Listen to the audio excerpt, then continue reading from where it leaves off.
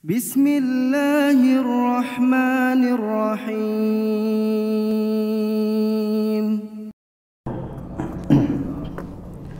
Alhamdulillah hamdan katsiran tayyiban mubarakan fihi kama yuhibbu rabbuna wa yarda.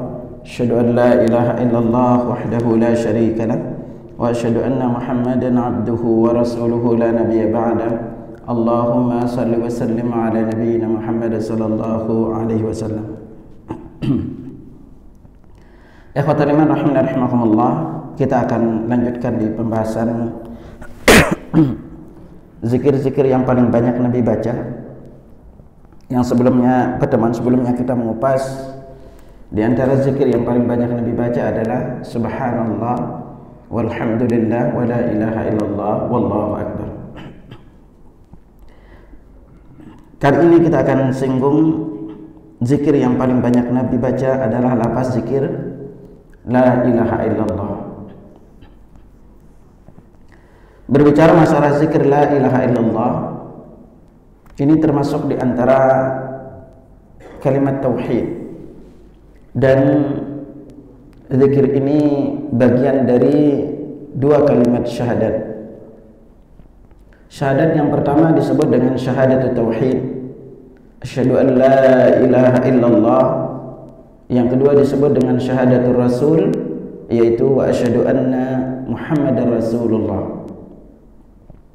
Dari sisi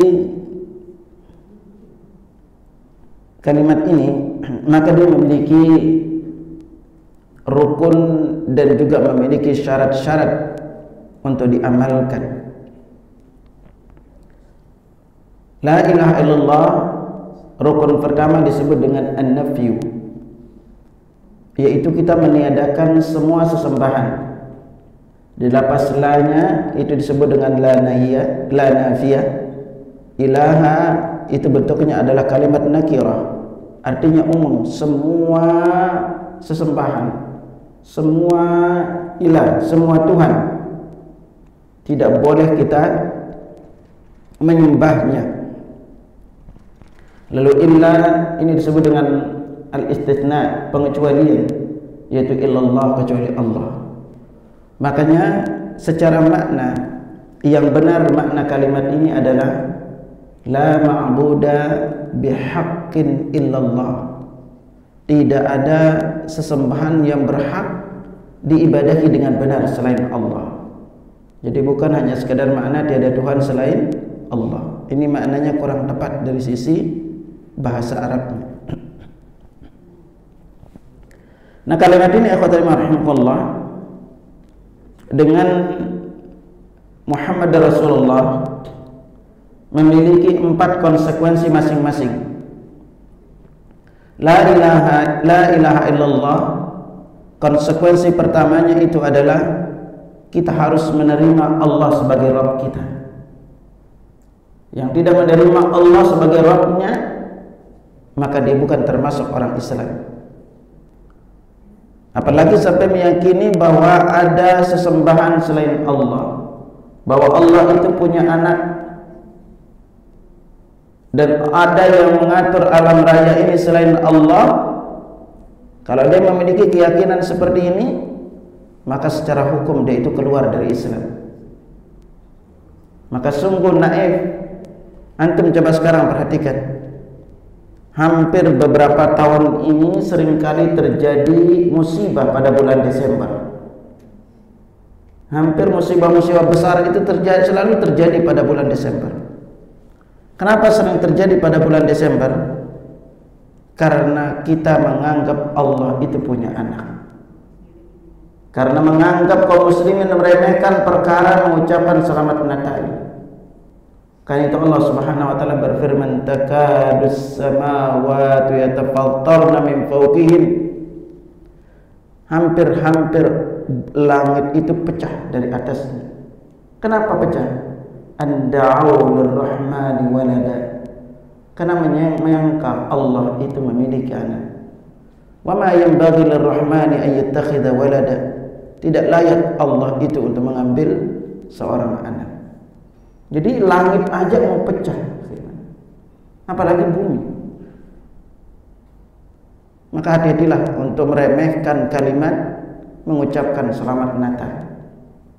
Karena kita setiap hari mengatakan membaca Al-Ikhlas. Lihat, sampai Al-Ikhlas ini kita baca sampai 8 kali dalam sehari. Ketika antum salat subuh, qabliyahnya disunnahkan baca Al-Kafirun dan Al-Ikhlas.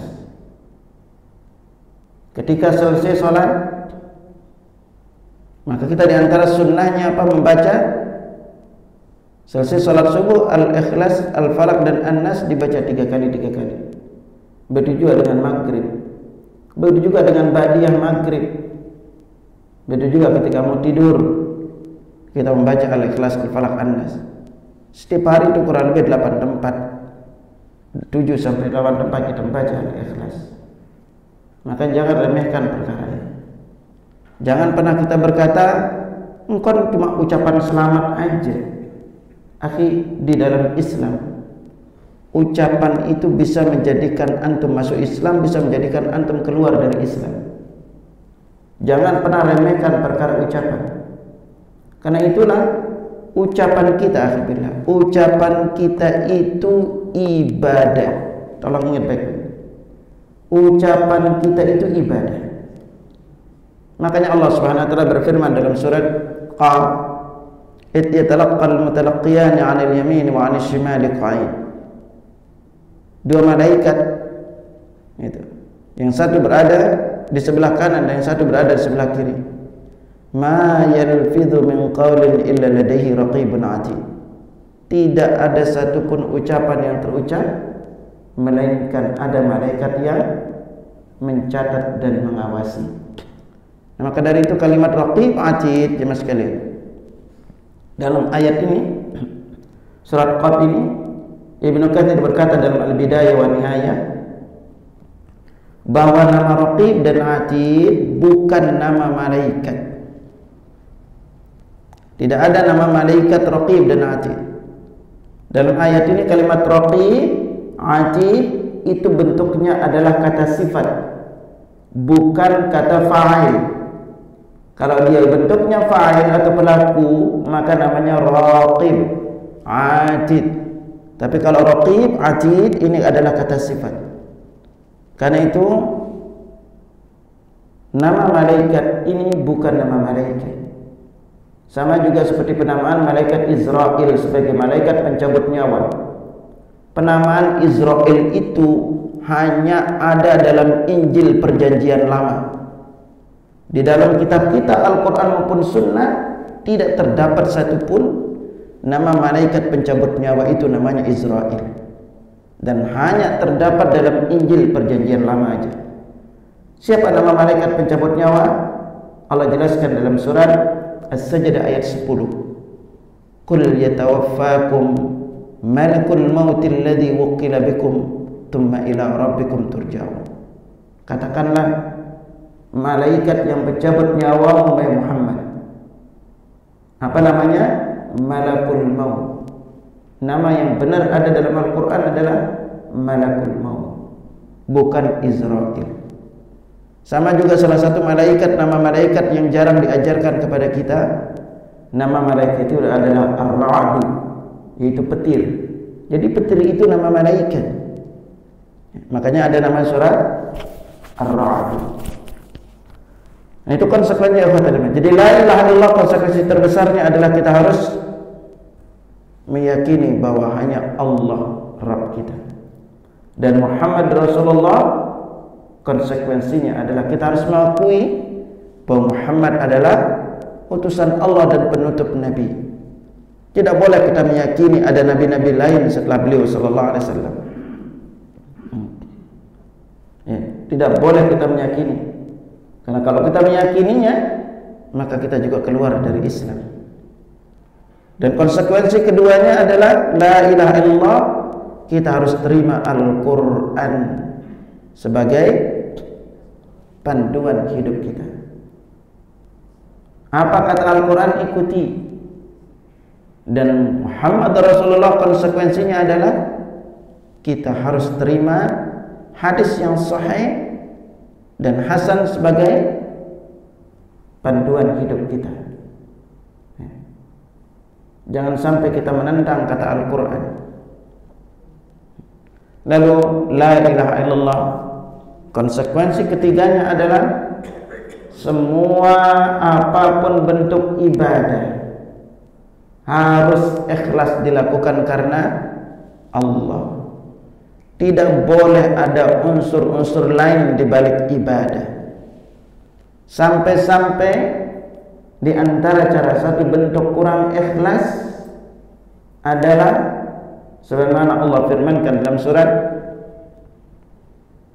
Al-Insan ayat 9, innama nut'imukum liwajhillah, sesungguhnya kami memberikan kalian makan hanya dengan mengharapkan wajah Allah, la nuridu minkum jazaan wala syukura, kami tidak mengharapkan dari kalian balasan dan ucapan terima kasih.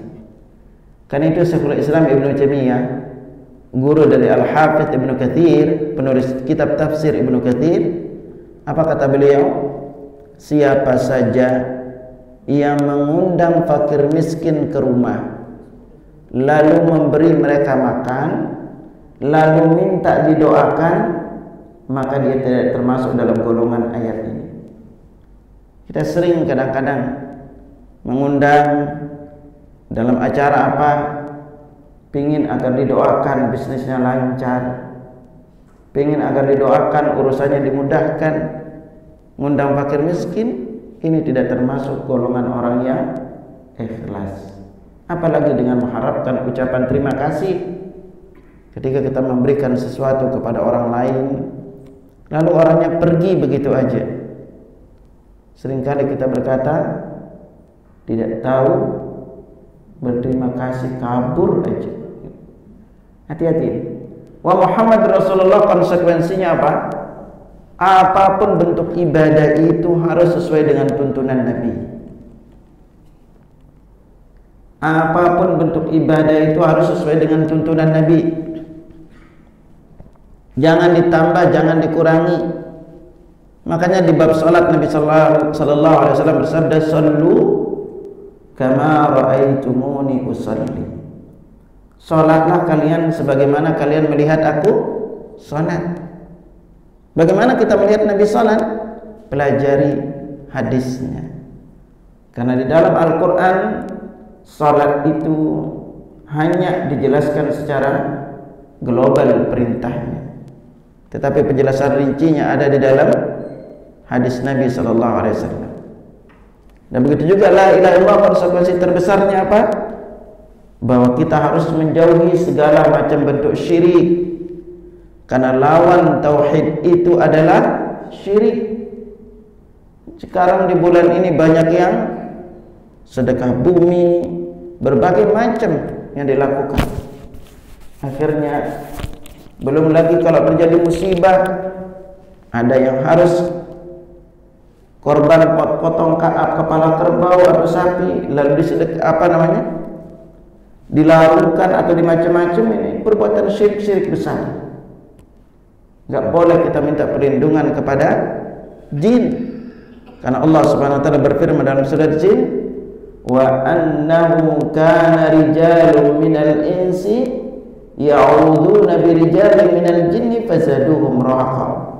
Ada segolongan orang dari manusia meminta perlindungan kepada jin, maka jin itu terus menjadikan mereka takut. Dan konsekuensi terbesar dari Muhammad Rasulullah adalah kita harus menjauhi segala macam bentuk ajaran-ajaran yang tidak dicontohkan Nabi di dalam kita beragama sehari-hari. Karena Islam sudah lengkap, tugas kita adalah mempelajarinya. Mana yang sesuai dengan contoh Nabi kita lakukan, mana yang tidak sesuai dengan contoh Nabi tinggalkan. Nah, makanya la ilaha illallah ini adalah kalimat tauhid yang kita diantaranya menjadi jaminan keutamaan besarnya apa? Kalimat ini diantaranya itu adalah dia adalah perintah untuk kita memperbarui iman kita. Karena itu Nabi sallallahu alaihi wasallam bersabda, "Jaddidu imanakum." Perbaharui iman kalian. Qalu qila ya Rasulullah, ditanyakan kepada beliau, "Wa kaifa nujaddidu imanana?" Bagaimana cara kami memperbaharui iman kami? Qal, beliau bersabda, "Aktiru min qawli la ilaha illallah." Banyak-banyak membaca la ilaha illallah. La ilaha illallah ini juga zikir yang paling afdal. Karena itu Nabi sallallahu alaihi wasallam bersabda, "Afdal dzikri la ilaha illallah wa afdalud du'a alhamdulillah." Zikir yang paling afdal adalah ucapan la ilaha illallah, dan doa yang paling afdal adalah bacaan alhamdulillah. Selain dia sebagai zikir yang paling afdal, maka zikir ini juga termasuk kebaikan yang paling utama dan juga berat nilainya di dalam timbangan amal. Seorang sahabat bernama Abu Dzar Al-Ghifari radhiyallahu anhu, dia berkata, "Qultu ya Rasulullah, usini." Wahai Rasulullah, berikanlah aku wasiat. Kemudian Nabi bersabda, "Idza 'amilta sayyi'atan fa'atbi'ha hasanatan tamhuha." Jika kamu melakukan keburukan, maka ikutilah keburukan itu dengan melakukan kebaikan yang akan menghapus keburukan tersebut. Qala qultu ya Rasulullah, aminal hasanati la ilaha illallah. Aku bertanya, wahai Rasulullah, apakah la ilaha illallah termasuk bentuk-bentuk kebaikan? Beliau menjawab, hiya afdalul hasanat.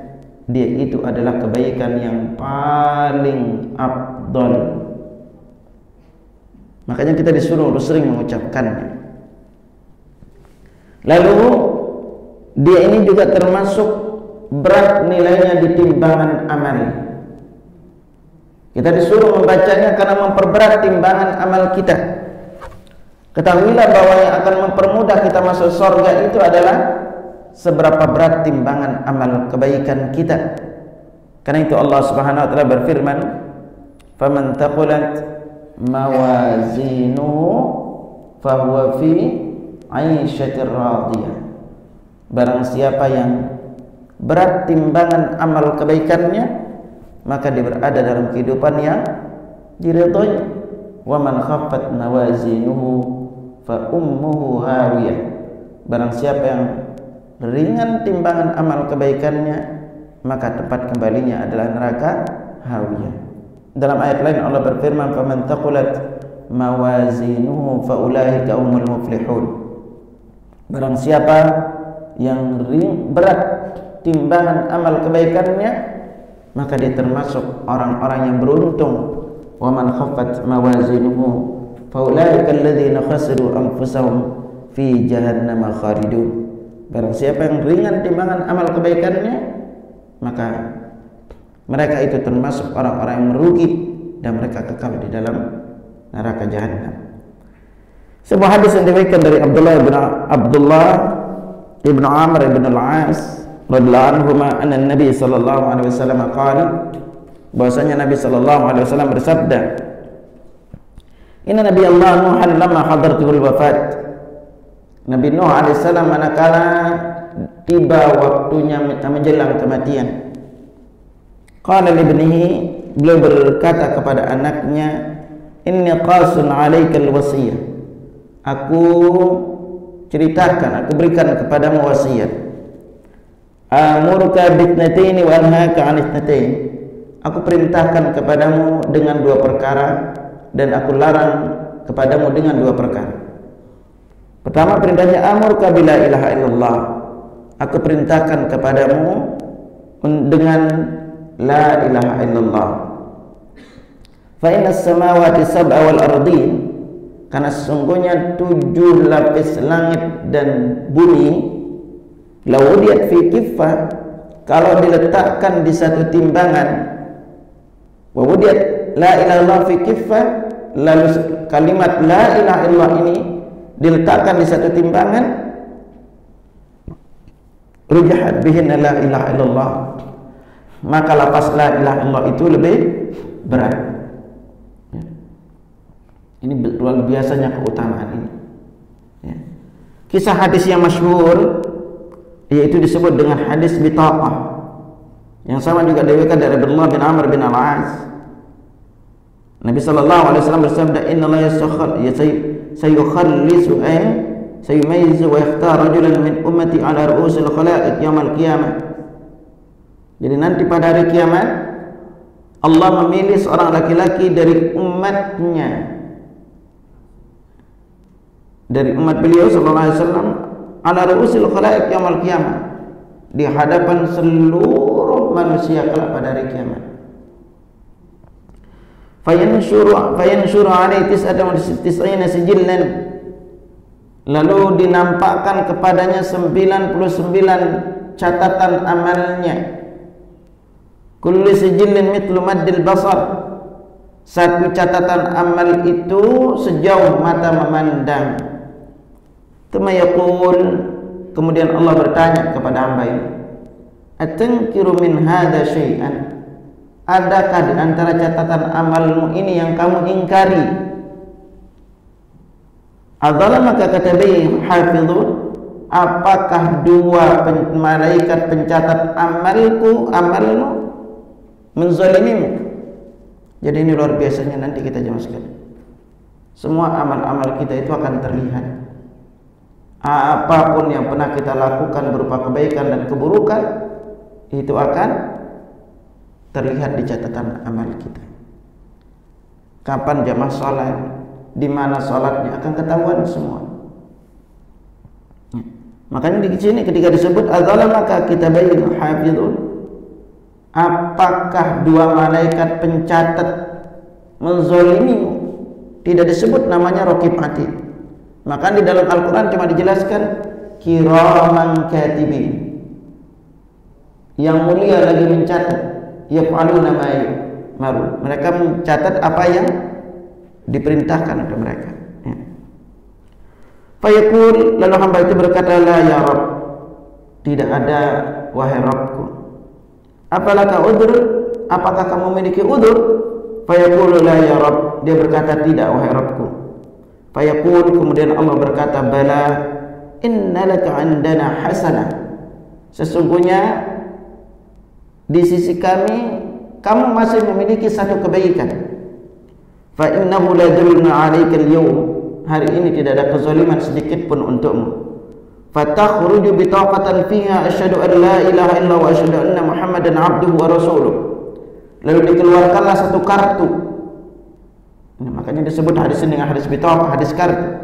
Dikeluarkanlah satu kartu, di kartu itu cuma tercatat kalimat asyhadu an la ilaha illallah wa asyhadu anna Muhammadan 'abduhu wa rasuluh. Fayaqul, kemudian dia berkata, uhdhur wazanaka, hadirkan timbanganmu. Fayaqul ya Rabb, lalu dia berkata, wahai Tuhanku, ma hadhihi bitaqah ma hadhihi sajillat, apa fungsi satu kartu ini dibanding 99 catatan amal yang isinya semuanya dosa?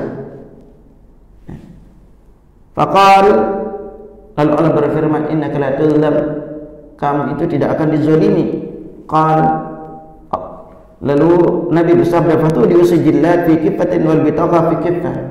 Lalu Nabi bersabda, 99 catatan amal keburukan itu diletakkan di satu timbangan, lalu satu kartu yang berisi lafaz asyhadu an la ilaha illallah wahdahu la syarika lah wa asyhadu an la ilaha illallah wa asyhadu anna Muhammadan 'abduhu wa rasuluh diletakkan di satu timbangan. Apa yang terjadi?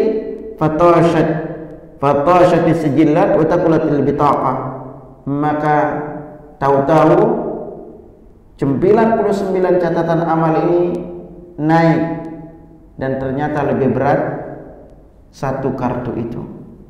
Makanya Nabi menutup, fala yadkhulu ma'asmillahi syai'un, tidak ada yang mampu menandingi berat nama Allah segala sesuatu pun. Ini ucapan loh, akhi.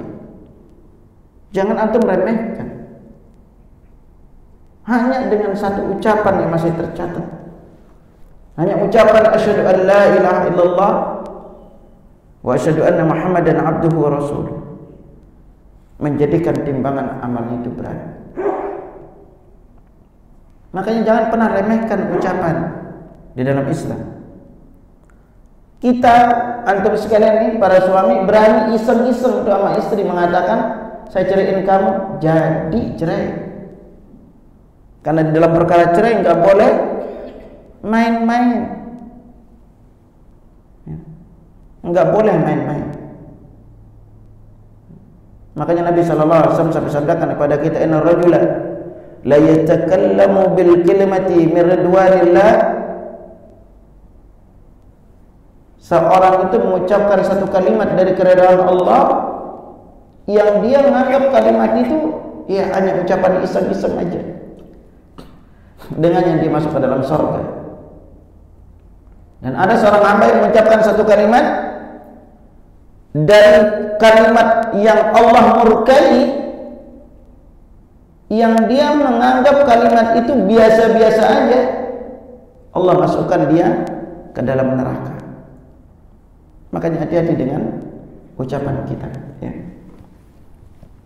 Lalu akhwat rahmatullah, di antara keistimewaan kalimat ini, lafaz la ilaha illallah, siapa saja yang mengucapkannya di akhir hayatnya pasti masuk surga. Karena itu Nabi SAW bersabda, man kana akhiru kalamihi la ilaha illallah dakhalal jannah. Barang siapa yang ucapan terakhirnya adalah la ilaha illallah, maka pasti masuk surga. Karena itulah kita sangat dianjurkan untuk mentalqinkan mayit dengan lafaz ini.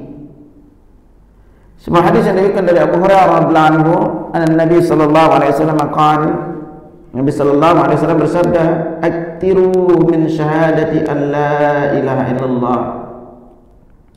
Banyaklah membaca syahadat la ilaha illallah qabla an yuhala bainakum wa bainaha, sebelum kalian terhalang membacanya.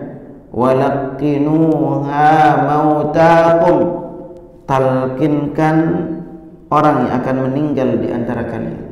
Ay qabla an yahulu bainahu wa bainal maut, sebelum maut datang menjemputnya. Jadi yang kita talqinkan adalah apa? Zikir la ilaha illallah. Makanya di dekat orang meninggal dunia kita tidak boleh membaca macam-macam, apalagi sampai misalnya membaca Yasin.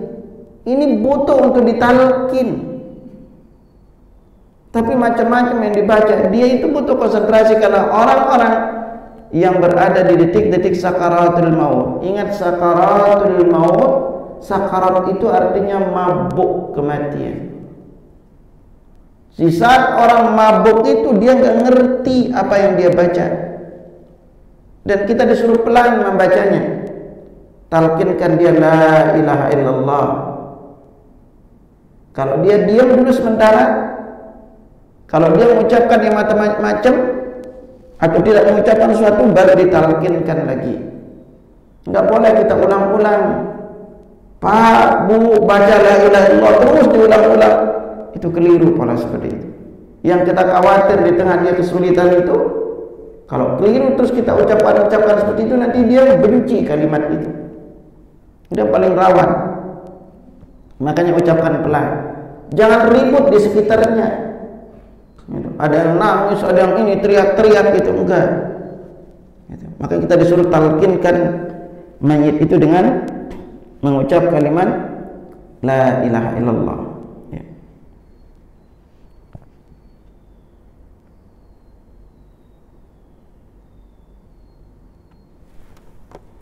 Bahkan lewat kalimat ini, di antara salah satu sunnahnya juga, dosa kita itu bisa dihapus walaupun sebanyak buih di lautan. Sebelumnya kalimat la ilaha illallah ikhwatal iman dimanapun dia masuk di bagian zikir, maka pasti nilai zikir itu menjadi berat di sisi Allah. Ya. Misalnya Nabi SAW bersabda, ma'alal ardi ahadun yaqul, tidaklah seseorang di muka bumi ini membaca la ilaha illallah wallahu akbar wala hawla wala quwwata illa billah. Jadi la ilaha illallah wallahu akbar wala hawla wala quwwata illa billah. Kalau kita baca zikir ini, apa keutamaannya? Illa kufirat anhu khatayahu walau kanat mithla zabadil bahar. Dosanya akan diampuni walaupun sebanyak buih di lautan. Dia kalau Imam Ahmad, Tirmidzi dan Syarkan Al-Albani rahimahullah dalam Sahih Targhib wa Tarhib. Bahkan dalam hadis lain juga diriwayatkan Abu Hurairah, man sabbaha fi duburi salatil ghadati mi'ata tasbihah, barang siapa yang membaca tasbih selesai salat subuh sebanyak 100, wa halala mi'ata tahlilah, baca tahlil 100, la ilaha illallah 100, ghufirat lahu dhunubuhu walau kanat min zabadil bahr, dosanya akan diampuni walaupun sebanyak buih di lautan. Nah, zikir la ilaha illallah, ikhwatal iman, zikir itu modelnya ada dua macam. Ada yang sifatnya adalah mutlak dan ada yang sifatnya adalah muqayyad. Mutlak itu artinya kapanpun, dimanapun kita membacanya, berapapun jumlahnya boleh. Ini namanya zikir mutlak. Jadi lafaz la ilaha illallah ini termasuk zikir yang mutlak. Silakan jamaah baca berapapun dimanapun jumlahnya. Tetapi apabila kita ikat dia, ia disebut dengan muqayyad. Muqayyad itu dia terikat dengan 4 perkara. 1, dia terikat dengan jumlah. 2, dia terikat dengan tempat. 3, dia terikat dengan waktu. Dan yang keempat, terikat dengan kondisi atau tata cara tertentu. Kita ambil contoh zikir yang kita baca, la ilaha illallah wahdahu la syarikalah lahul mulku wa lahul hamdu wa huwa ala kulli syai'in qadir, atau yang pakai lafaz yuhyi wa yumit wa huwa ala kulli syai'in qadir. Ini perlu untuk kita perhatikan lafaz-lafaznya. Kapan kita membacanya, dalam situasi apa, jumlahnya berapa. Pertama kita ambil contoh, misalnya lafaz zikir la ilaha illallah wahdahu la syarikalah lahul mulku wa lahul hamdu wa huwa ala kulli syai'in qadir. Insyaallah nanti akan singungkan antum lebih rinci lagi di pertemuan berikutnya. Kalau dibaca sekali saja, apa keutamaannya? Dia seperti membebaskan satu orang budak dari keturunan Bani Ismail. Yang kedua, dicatat baginya 10 kebaikan, diangkat baginya 10 derajat, dihapus baginya 10 kesalahan, dan hari itu dia terjaga dari gangguan syaitan sampai dengan sore harinya. Itu kalau dibaca sekali. Tapi kalau dibaca 100 kali, berubah lagi keutamaannya, ya. Maka dia seperti membebaskan 110 orang budak dari keturunan Bani Ismail. Lalu dia dicatat baginya 100 kebaikan, dihapus baginya 100 kesalahan, diangkat baginya 100 derajat. Hari itu dia terhindar dari perkara yang dia benci, dijaga dari gangguan syaitan dari pagi sampai sore harinya. Kalau sore harinya dia baca sampai dengan pagi harinya. Dan hari itu tidak ada orang yang lebih afdal amalan yang dilakukan kecuali orang yang membaca seperti apa yang dibaca atau lebih banyak. Nah, kalau kita memakai lafaz yuhyi wa yumiit, maka antum perhatikan di kalimat lafaz yuhyi wa yumiit. Kalau yang pakai lafaz yuhyi wa yumiit, maka tempatnya itu dibaca selesai sholat subuh dan sholat maghrib. Berapa kali? 10 kali. Polanya seperti apa? Nabi jelaskan, wa huwa thanin rijlaihi qabla yatakallam. Posisi kakinya seperti tasyahud akhirnya sebelum berbicara. Jadi harus posisinya seperti kita duduk tasyahud akhir. Baru dibaca sebanyak 10 kali. Pastikan jumlahnya 10. Karena kalau kita tidak baca jumlah 10, maka kita tidak membacanya itu kurang tepat jumlahnya. Maka kalau kita baca 10 kali, kata Nabi, akan dicatat bagi kita 10 kebaikan, dihapus bagi kita 10 kesalahan, diangkat bagi kita 10 derajat, dan dia terhindar dari gangguan syaitan hari itu sampai dengan sore harinya. Dan tidak ada dosa yang bisa mencelakakannya kecuali dosa syirik. Tapi syaratnya harus dibaca 10 kali. Ya, pastikan kita membacanya 10 kali dalam kondisi kaki kita itu masih berada dalam posisi tasyahud akhir. Nah, variasi ini jemaah sekalian, inilah yang bentuknya itu adalah muqayyad. Dia terikat dengan waktu, dia terikat dengan tempat. Sama juga satu lafaz zikir yang pernah kita baca, la ilaha subhanallah walhamdulillah wa la ilaha illallah wallahu akbar.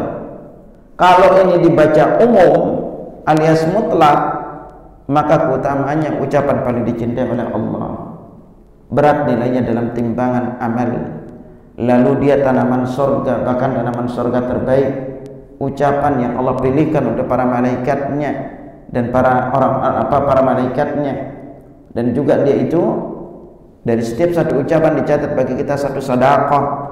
Ya, jadi ketika kita mengucapkan subhanallah dicatat satu sedekah, alhamdulillah dicatat satu sedekah, la ilaha illallah dicatat satu sedekah. Tetapi kalau kita ikat jumlahnya, maka kita membacanya juga selesai sholat. Nah, selama ini kan kita tahunya membaca selesai sholat itu zikirnya subhanallah 33. Nah, ini yang betul terikat ini.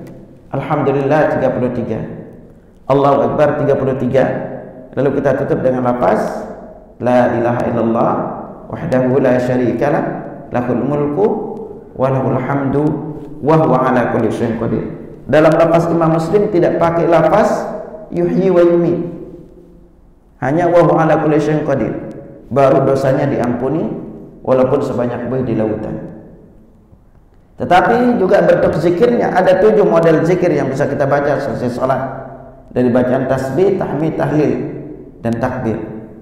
Salah satunya adalah gabungkan 4 kalimat subhanallah walhamdulillah wa la ilaha illallah wallahu akbar. Itu dibaca sebanyak 25 kali.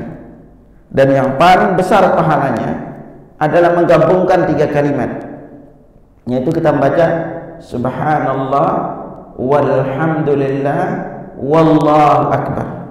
Subhanallah walhamdulillah wallahu akbar. Kalau kita baca sebanyak 33 kali, maka pahalanya setara dengan haji, umrah, jihad, sedekah.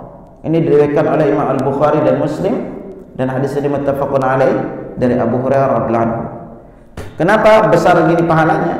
Ini kisah saudara-saudara kita dari karangan Muhajirin yang datang kepada Nabi SAW. Mereka berkata kepada Nabi, ya Rasulullah, dhahaba ahlud duthur minal amwali bid darajatil ula wan na'imil muqim. Orang-orang kaya meraih derajat yang tinggi dan kenikmatan yang abadi. Ya, orang-orang kayanya meraih derajat yang tinggi dan kenikmatan yang abadi. Yusalluna kama nusalli. Mereka salat sebagaimana kami juga salat. Wa yusumuna kama nasum. Mereka berpuasa sebagaimana kami juga berpuasa. Lalu bedanya di mana? Walahum fadlun min amwal yahujjuna biha wa ya'tamiruna wa yajahiduna wa yatasaddaqun.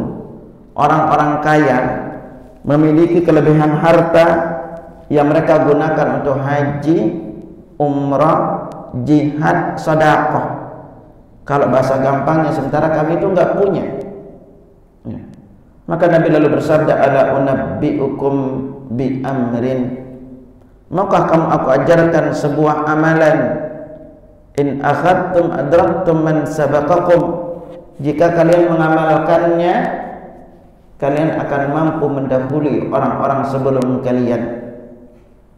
Walam yudrikum ahadun ba'dakum, dan orang setelah kalian tidak mampu mengungguli kalian. Wa kuntum khaira man antum baina dhahranaihim illa man amila mithlah, dan kalian akan menjadi terbaik di antara mereka kecuali yang mengamalkan sebagaimana yang kalian amalkan. Amalannya itu apa? Tusabbihun wa tuhamidun wa tukabbirun khalfa kulli salatin 33. Kalian membaca tasbih, tahmid, takbir. Tasbih, tahmid, takbir sebanyak 33 kali setiap kali selesai salat. Nah, bilangnya selesai salat berarti salat sunnah maupun salat wajib. Lalu kata Abu Hurairah radhiyallahu anhu, "Fakhtalafna bainana." Kami berbeda pendapat cara mengamalkannya. Ada di antara kami berkata membaca takbir 34, tasbih 33 dan tahmid 33. Jadi mereka berbeda pendapat, yang benar yang mana? Lalu kata Abu Hurairah, "Raja'tu ilaihi." Aku kembali lagi kepada Nabi sallallahu alaihi wasallam bertanya cara mengamalkannya. Maka Nabi menyuruhnya, taqulu subhanallah walhamdulillah wallahu akbar. Maka hendaklah kamu mengucapkan subhanallah walhamdulillah wallahu akbar sampai total jumlahnya 33. Ini yang jarang kita lakukan ya Mas sekalian. Makanya ajaran atau sunnah-sunnah Nabi itu jumlahnya banyak yang belum kita amalkan ya. Makanya andai kita belajar dan terus dari bab zikir terutama, banyak zikir-zikir yang diajarkan Nabi SAW dari sisi lafaznya, dari sisi keutamaannya, yang mungkin diantara kita itu baru pertama kali dengar atau sama sekali tidak pernah mengamalkannya. Apalagi dari variasi zikir-zikir ini. Contoh misalnya, di antara salah satu perkara yang menjadikan seorang muslim paling afdal di sisi Allah, Nabi katakan, laisa ahadun afdalu 'indallahi 'azza wa jalla min mu'min. Tidak ada seorang mukmin yang paling afdal di sisi Allah azza wa jalla. Siapa yang paling afdal? Min mu'minin yu'ammaru fil Islam. Seorang mukmin yang Allah panjangkan umurnya sebagai seorang muslim. Jadi usianya panjang, Allah panjangkan umurnya dan dia tetap sebagai seorang muslim. Li takbirihi wa tahmidihi wa tasbihi wa tahlili. Di dalam umurnya, sepanjang hidupnya, dia banyak membaca takbir, tahmid, tasbih, tahlil. Itu urutannya. Boleh diurutkan dari depan. Karena di sini tidak dibuat urut. Biasanya kan kita urutnya adalah tasbih, tahmid, tahlil, takbir. Tapi di sini Nabi sabdakan dia banyak membaca di dalam hidupnya, membaca apa? Takbir, tahmid, tasbih, tahlil. Nah ini jadi kita disunnahkan untuk mengisi hari-hari kita dengan banyak membaca lafaz zikir subhanallah walhamdulillah wala ilaha illallah wallahu akbar, atau berdasarkan urutan hadisnya Allahu akbar walhamdulillah subhanallah la ilaha illallah. Jadi Allahu akbar, alhamdulillah, subhanallah, la ilaha illallah. Nah ini keistimewaan seorang muslim kalau dia menghabiskan umurnya untuk banyak berzikir dengan zikir ini.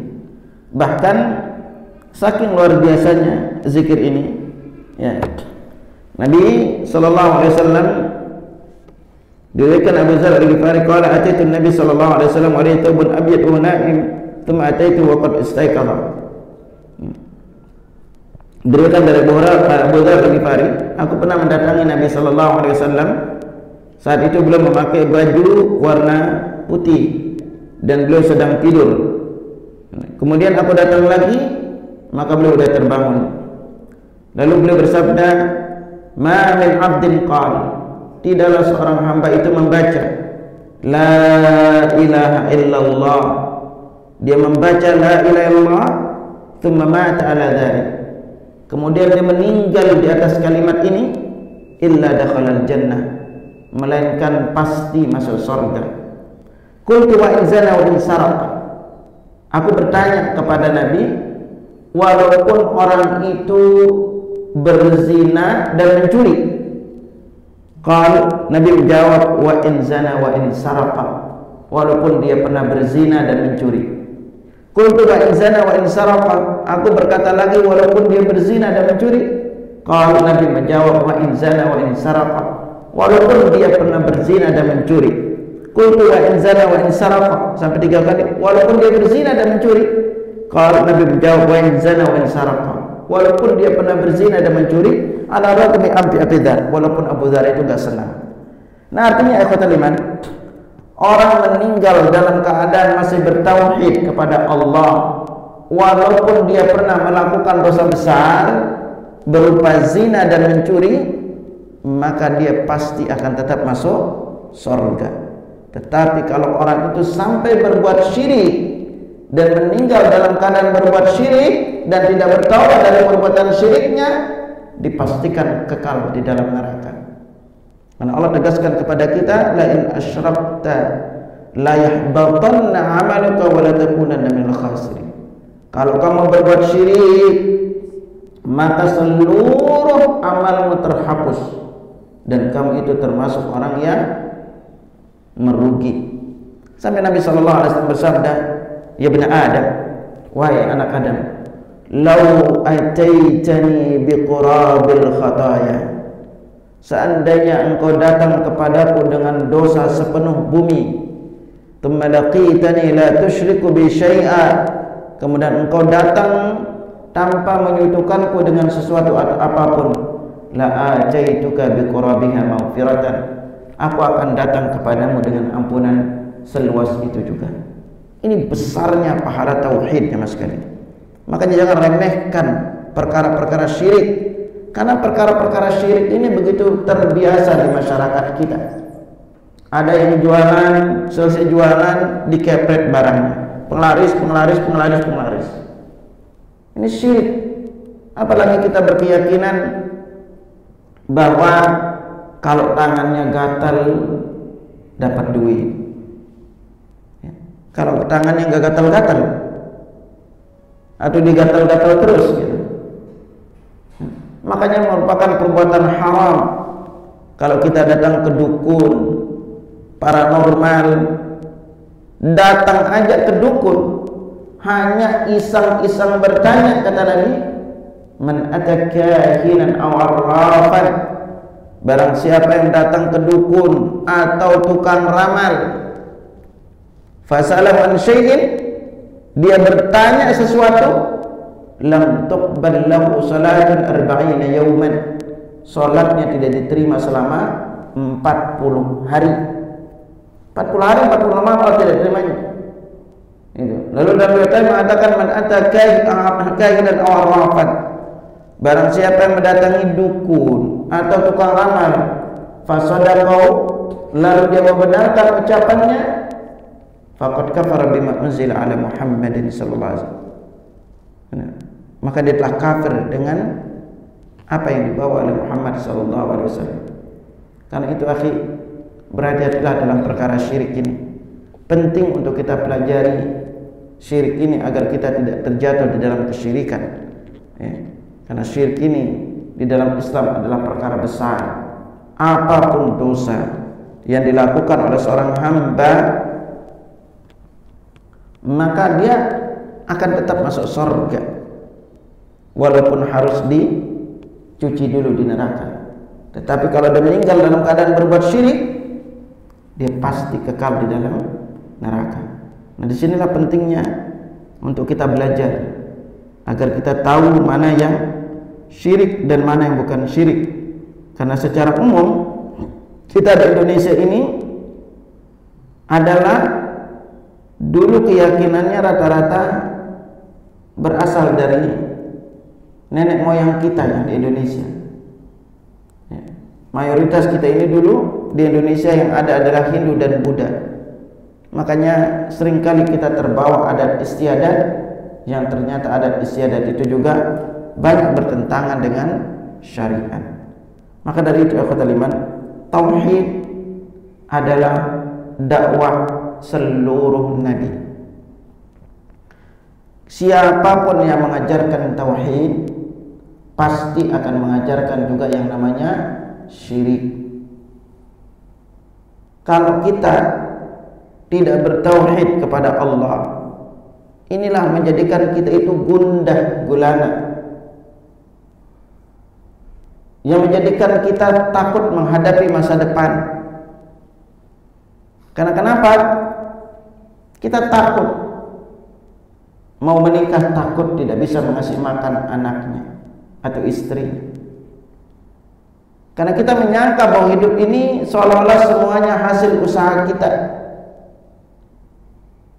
Dan ketika kita kehilangan sesuatu, kita bersedihnya luar biasa juga. Karena kita menyangka itu adalah milik kita. Sementara semua terjadi di dalam kehidupan kita ini sudah ditakdirkan oleh Allah Subhanahu wa taala. Karena itu Allah Subhanahu wa taala berfirman, "Ma asaba min musibatin fil ardh." Apapun musibah yang menimpa di bumi, apapun yang menimpa di bumi, gempa, wabah, lalu berikutnya gunung meletus, tsunami, kebakaran dan lainnya, kata Allah, wala fi anfusikum, dan apapun yang menimpa dirimu, penyakit, keluarga meninggal dunia, sampai uang yang dipinjam tidak kembali lagi ke rekening antum, apa kata Allah? Illa fi kitabin min qabli an nabra'aha. Semuanya sudah kami catat dalam Lauhul Mahfuz. Wa dzalika 'ala Allah yasir. Yang demikian itu mudah bagi Allah. Tujuannya apa? Likai la ta'sau 'ala ma fatakum. Agar kalian tidak bersedih dengan karunia yang tidak kalian dapatkan.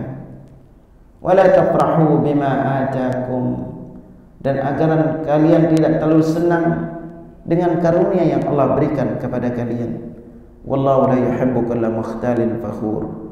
Allah tidak senang kepada orang yang sombong lagi membanggakan diri. Kalau kita sudah sadar bahwa semua yang terjadi di muka bumi atas kehendak Allah, maka kita tidak akan terlalu bersedih. Karena kenapa? Di balik setiap peristiwa yang terjadi di dalam kehidupan kita, Allah sudah tegaskan dalam surah Al-Baqarah, wa asa an takrahu syai'an wa huwa khairul lakum. Ada kalanya kamu membenci sesuatu padahal itu baik bagimu. Wa asa an tuhibbu syai'an wa huwa syarrul lakum. Ada kalanya kamu membenci sesuatu padahal itu baik bagimu. Allah tutup dengan kalimat wallahu ya'lamu wa antum la ta'lamun. Allah tahu dan kamu itu tidak tahu. Inilah efek di antara tauhid kita kepada Allah, bahwa apapun yang terjadi dalam kehidupan kita karena sudah ditakdirkan oleh Allah, pasti ada hikmah di balik musibah, bencana yang melanda kita. Dan bahkan salah satu di antara ciri Allah mencintai seorang hamba, Allah uji hamba tersebut. Karena itu Allah Subhanahu wa taala berfirman, dan Nabi sallallahu alaihi wasallam bersabda, "Innallaha idza ahabba qauman ibtalahum." Allah itu kalau mencintai suatu kaum pasti diuji. Faman radiya falahur ridha. Barang siapa yang redha dengan ujian tersebut, dia mendapatkan keredaan. faman sakhita falahu sakhatu. Kalau dia murka, dia mendapatkan kemurkaan.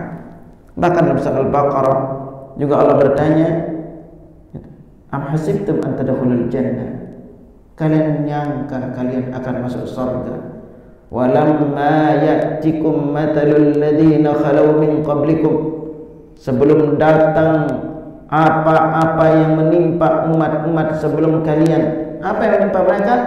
Massathumul ba'sa, mereka ditimpa kelaparan yang sangat, wadh-dharra, dan banyak penyakit juga, ujian-ujian, wazulzilu, dan mereka merasakan goncangan yang kuat, hatta yaqula rasul walladzina amanu, sampai orang-orang beriman, rasul dan orang-orang beriman berkata, mata nasrullah, kapankah datang pertolongan Allah?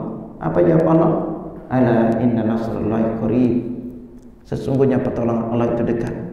Ketahuilah juga sekalian, jemaah sekalian, bisa jadi ujian yang menimpa kita itu salah satunya adalah dalam rangka untuk meninggikan derajat kita. Karena Nabi SAW bersabda, innar rajula la yakunu lahu 'indallahi manzilah, ada seseorang itu derajatnya tinggi di surga, punya kedudukan di sisi Allah, falam yablughuha bi'amal, amal sehari-harinya itu enggak mampu menaikkan dia ke derajat itu. Fala yazallahu yabtali bima yaqra, Allah terus uji dia dengan perkara-perkara yang tidak dia sukai, hatta yuballighahu iya, sampai Allah sampaikan dia ke derajat itu. Nah, ikhwatal rahimakumullah, inilah efek dari tauhid kita kepada Allah. Apapun yang terjadi dalam kehidupan kita ini ada hikmahnya, dan apapun yang terjadi dalam kehidupan ini adalah pasti Allah akan kasih ganjaran balasan kepada kita. Wallahu a'lam bishawab. Ada yang tanyain? Silakan. Ya, silakan. Waalaikumsalam.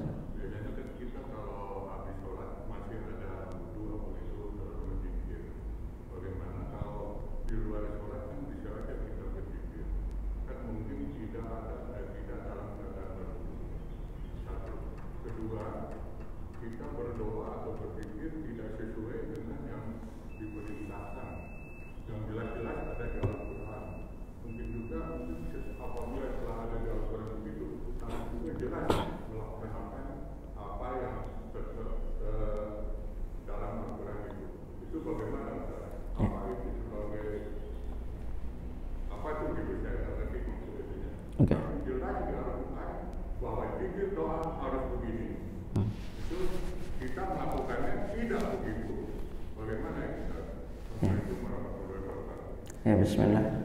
Kalau di dalam bab zikir, di bab doa, kalau dari sisi lafaz doa, pertama yang paling afdol adalah kita menggunakannya dari Al-Quran maupun Sunnah Nabi. Yang paling afdol, ya. Makanya nanti di bab doa kita akan singgung mana doa-doa yang paling banyak Nabi baca. Kalau dari sisi lafaz, boleh kita memakai lafaz sendiri di dalam berdoa, ya. Tapi alangkah lebih baiknya berasal dari Al-Quran maupun hadis. Apa keistimewaannya kalau kita berdoa dari Al-Quran dan hadis? Pertama, Allah memerintahkan kita berdoa. Yang kedua, agar tidak salah, Allah berjanji untuk mengijabah doa kita.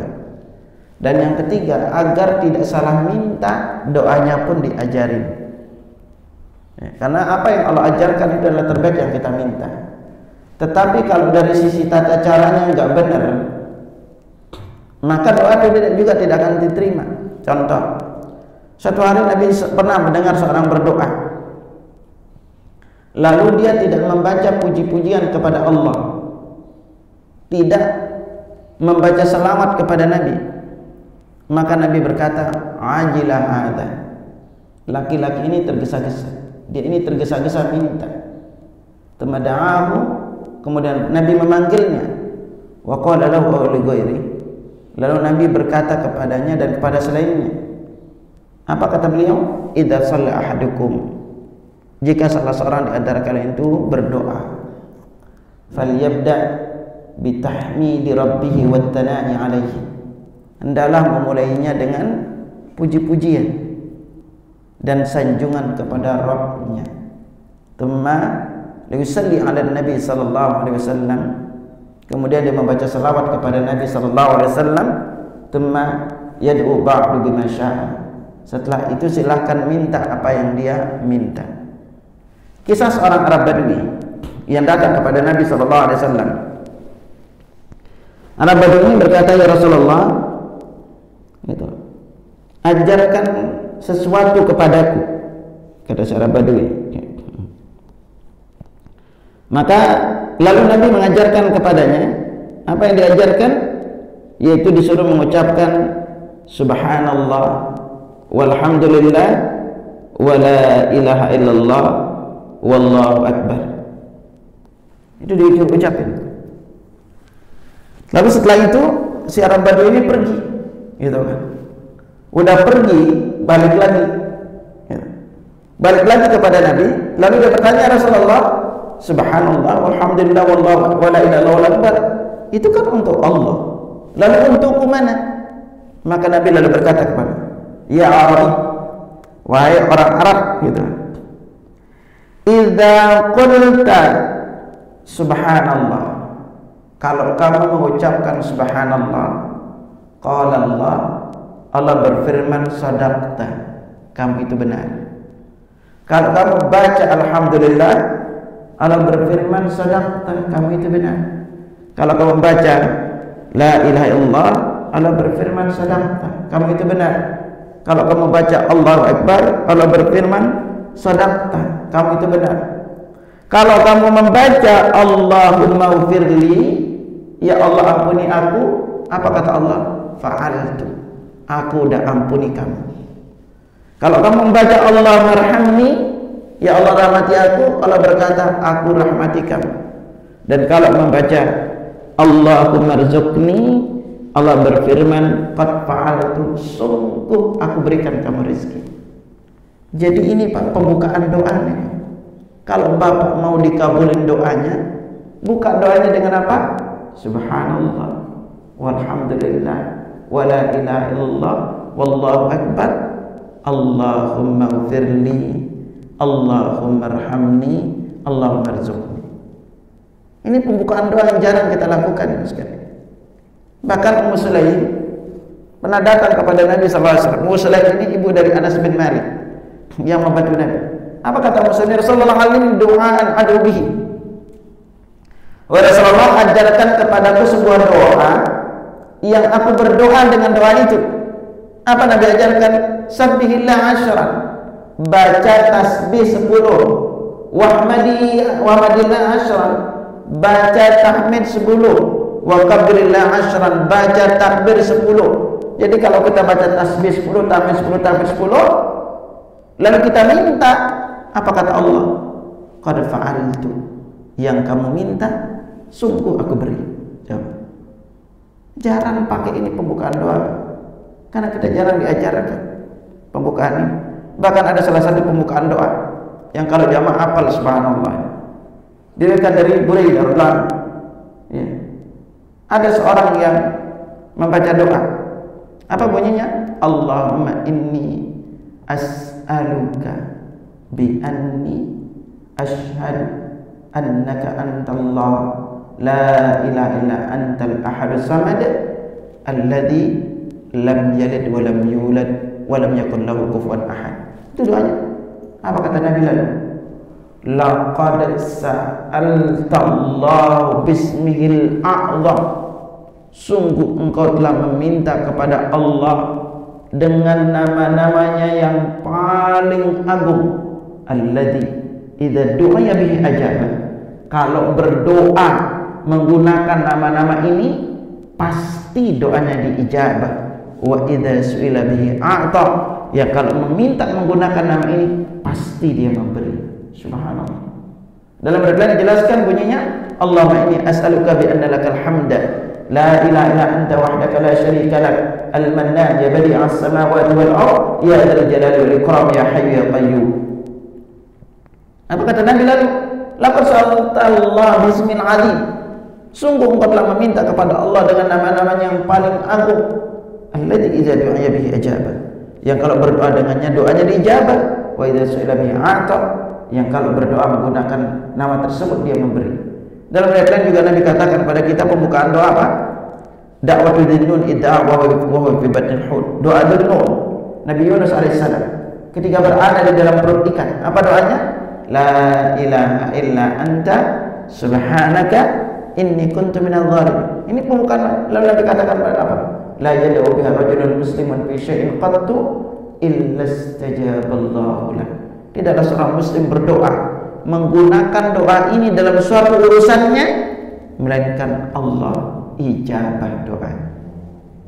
Baru kemudian kita membaca selawat kepada Nabi. Yang paling kuat kata saudara saya Ibnu Taimiyah, model selawat itu sebagaimana dijelaskan Ibnu Qayyim ada 3. Pujian, selawat, doa. Pola yang kedua, pujian, selawat, doa, selawat.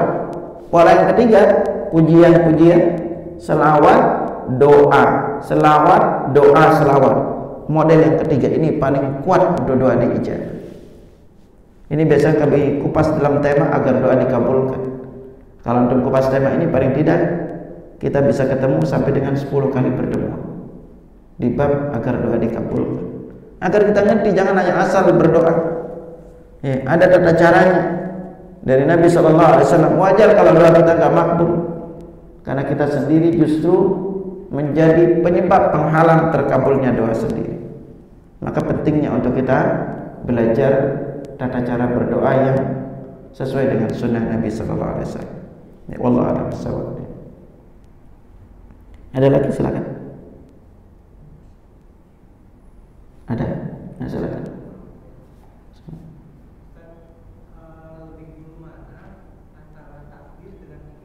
Ada. Ya.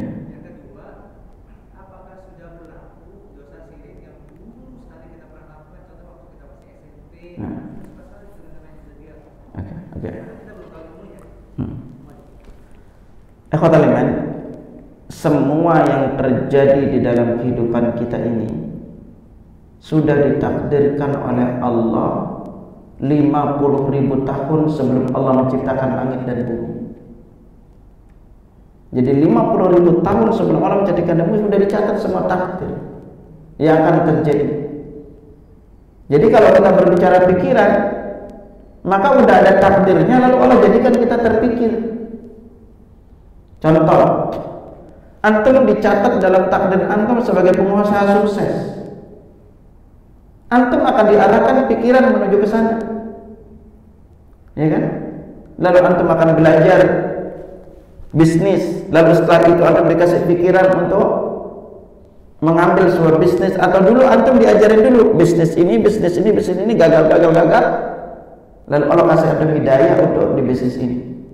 Makanya nggak ada orang yang bisnis, bahkan bisa dikatakan semua orang yang bisnis paling tidak minimal mereka gagal 2-3 kali baru sukses.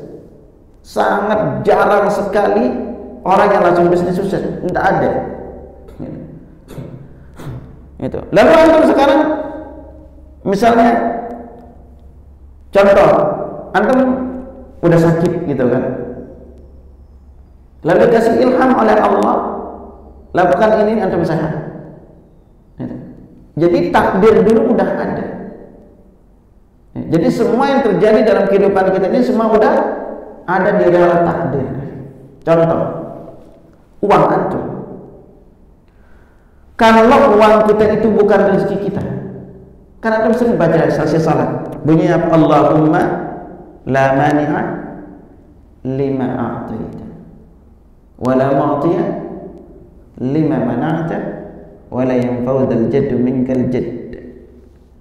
Ya Allah, tidak ada yang bisa mencegah apa yang kau beri, dan tidak ada yang bisa memberi apa yang kau cegah. Artinya kalau bukan rezeki kita, bisa jadi takdir kita uang antum dikasih masuk ke rekening, ya, kita berharap memakai ini uang, nelpon orang tua, nah ibu butuh biaya, harus ditransfer, ini kan? Tahu-tahu baru uang datang teman mau operasi anaknya. Itu berarti kita itu hanya sebagai jalan. Takdir kita itu sebagai jalan. Bisa jadi uang kita dipinjam gak balik-balik. Ada yang uangnya dipinjam gak balik-balik? Banyak.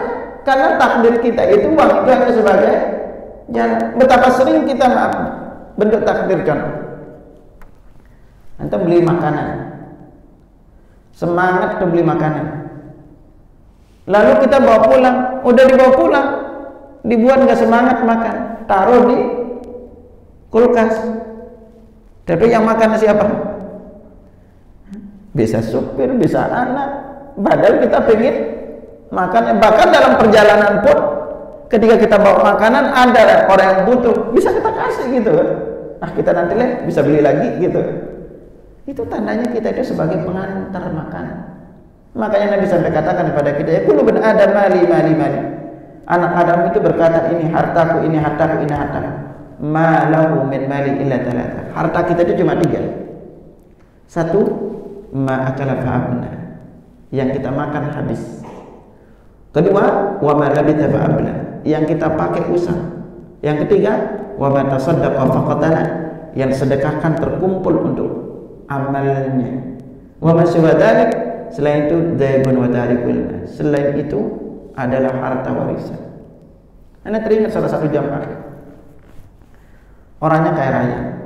Kalau antum beli helm, kalau beli motor, setiap motor baru ada helmnya kan? Itu suaminya yang punya pabrik di Cibinong, Honda dengan Suzuki. Ini si ibu cerita, dia itu uang jajannya sebulan 100 juta, uang jajannya doang. Sampai dia kalau di bulan weekend itu nggak pernah di Indonesia.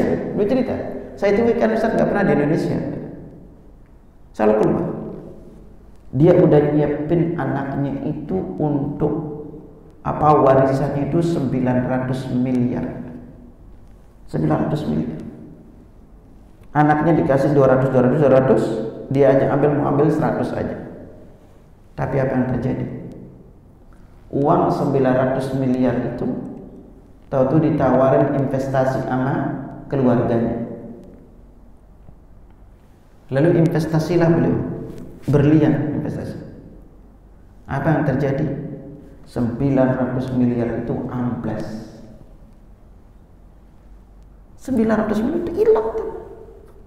Sampai keluarganya ini investasi ini meninggal karena stres. Ini sekarang bagaimana lagi Ustaz katanya? Nah kemarin pas ke pondok itu, Ustaz kalau nggak saya ada masalah, saya bangun nih semua pondok. Ini paling habis 5 miliar doang Ustaz. 900 miliar. Karenanya bukan rezekinya. Makanya sadarilah bahwa apa yang kita miliki itu bukan sebenarnya milik kita. Antum kalau dengar yang investasi, masya Allah, apalagi yang investasi bodoh, orang kehilangan itu miliaran, ratusan miliar, hampir triliunan itu udah biasa, karena bukan rezekinya. Semua itu adalah takdir. Apapun dosa yang kita lakukan karena kebodohan dan kita tidak tahu, maka dimaafkan oleh Allah. Apapun dosa yang kita lakukan karena kebodohan, karena ketidaktahuan kita, termasuk dimaafkan oleh Allah. Makanya tugas kita adalah belajar.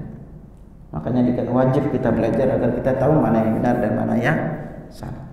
Wallahu a'lam bishawab. Silakan. Assalamualaikum warahmatullahi wabarakatuh. Waalaikumsalam. Mana doa yang lebih baik setelah sholat wajib atau setelah sholat sunat? Ya. Dan bagaimana dengan doa terakhir? Di sujud terakhir ya. Ya bismillahirrahmanirrahim. Kalau melihat contoh Nabi, para ulama berbeda pendapat memang terkait dengan berdoa setelah sholat. Karena memang dalam hadis lain Nabi Sallallahu Alaihi Wasallam pernah ditanya, ayat doa asma, doa manakah yang paling didengar? Nabi menjawab, jawful lailil akhir, penghujung malam, wa duburus salawatil maktubat, setelah salat wajib. Nah, kata dubur, para ulama itu berbeda pendapat maknanya. Yang pertama mengatakan sebelum salam.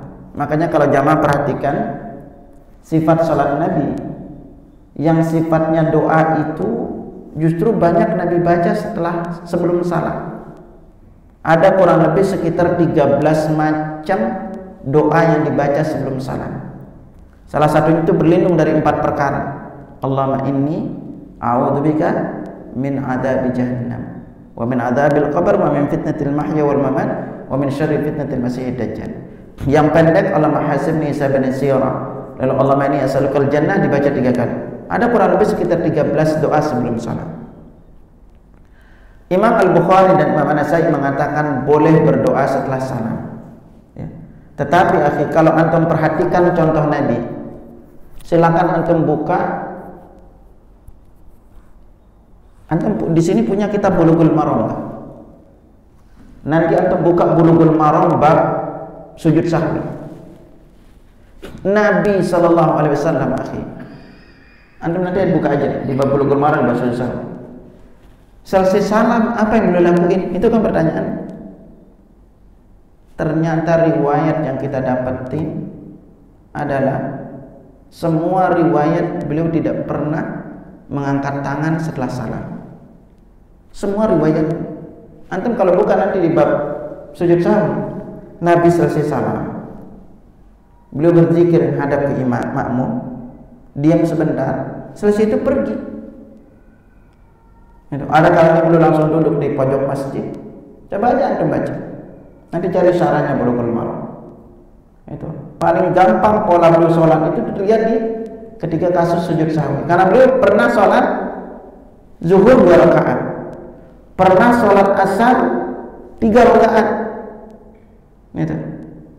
Dan pernah beliau terlewatkan sampai beliau pernah tidak sujud, tidak duduk tasyahud awal. Nih. Kejadian-kejadian ini ada riwayatnya di bab sujud sahwi. Nah, adapun berdoa sebelum di sujud terakhir, mengkhususkan sujud terakhir berdoa, itu menyalahi sifat salat Nabi. Karena Nabi SAW bersabda, aqrabu ma yakunu al-'abdu min rabbihi wa sajid. Sedekat-dekat seorang hamba dengan Rabbnya itu adalah ketika sujud. Fa'aktiru du'a fi, berbanyaklah sujud di waktu itu. Dalam hadis lain Nabi katakan, wa amma sujud fajtahidu fi du'a. Adapun di waktu sujud bersungguh-sungguhlah kalian di dalam berdoa, faqaminu yustajabu lakum. Doa kalian lebih pantas diijabah. Jadi di sini tidak ada pengkhususan sujud terakhir. Karena Allah dekat kepada kita di waktu sujud itu adalah setiap kali sujud, bukan hanya di sujud terakhir. Doanya lebih baik ambil dari Al-Qur'an. Doa yang paling banyak Nabi baca, Allahumma Rabbana atina fid dunya hasanah wa fil akhirati hasanah wa qina adzabannar. Atau kita bisa baca yang pendek, Rabbi ja'alni muqimas shalah wa min dzurriyyati rabbana wa taqabbal du'a rabbana ighfirli wa liwalidayya wa lil mu'minina yauma yaqumul hisab. Banyak doa-doa pendek yang diajarkan Nabi yang bisa kita baca. Wallahu a'lam bishawab. Ada lagi? Sudah selesai? Baik, kalau tidak ada, ini cukup sampai di sini. Subhanakallahumma wa bihamdika asyhadu an la ilaha illa anta astaghfiruka wa atubu ilaik. Assalamualaikum warahmatullahi wabarakatuh.